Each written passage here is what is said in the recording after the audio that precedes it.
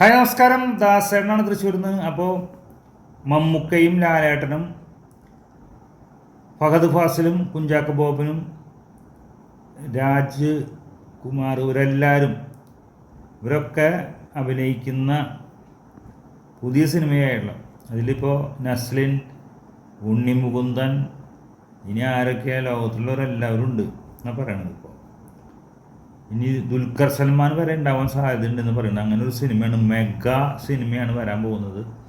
ലാലേട്ടനാണ് ആദ്യമായിട്ട് ഷൂട്ടിങ്ങിന് ശ്രീലങ്കയിൽ പോയത്. അതിന് പിറ്റേ ദിവസമാണ് മമ്മൂക്കയും കുഞ്ചാക്കോ ബോബനൊക്കെ പോയത്. അപ്പോൾ അതിൻ്റെ പൂജയുടെ വീഡിയോ ഇറങ്ങിയിട്ടുണ്ട്, അത് നമുക്കൊന്ന് കാണാം.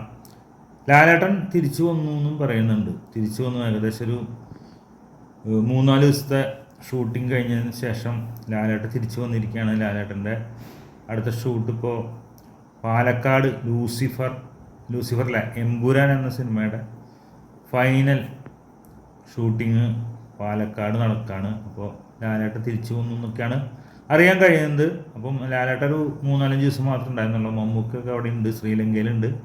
എന്തായാലും നമുക്ക് പൂജാ വിശേഷങ്ങൾ നമുക്ക് കാണാം. അപ്പോൾ ലാലേട്ടനാണ് ആദ്യമാണ് എത്തിയത്. അപ്പോൾ പൂജ തുടങ്ങുന്ന സമയത്ത് ലാലേട്ടനെയാണ് കാണുന്നത്. പിന്നീട് അതിന് ശേഷമാണ് പിന്നെ ഒരു വീഡിയോ കൂടി ആഡ് ചെയ്തിട്ടാണ് കാണിക്കുന്നത്. അതിൽ മമ്മൂക്കയും അതുപോലെ തന്നെ കുഞ്ചാക്കോ ബോബൻ എത്തിയിട്ടുണ്ട്. അപ്പോൾ മമ്മൂക്കയുടെ ലുക്ക് വേറെ അപാര ലുക്കാണ് കേട്ടോ, ഗംഭീര ലുക്കാണ്.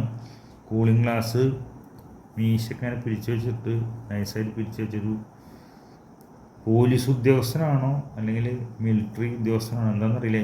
ഷൂട്ടിങ് നടക്കുന്നത് അതിൻ്റെ ഉള്ളിൽ തന്നെ, ഷൂട്ടിങ് നടക്കുന്നവിടെ തന്നെ ഹെലികോപ്റ്ററൊക്കെ എടുക്കുന്നുണ്ട്. ഗംഭീര സെറ്റപ്പിലാണ് ചെയ്തിട്ടുള്ളത് എന്തായാലും ഷൂട്ടിങ്. എന്തായാലും പൂജ നമുക്ക് കാണാം.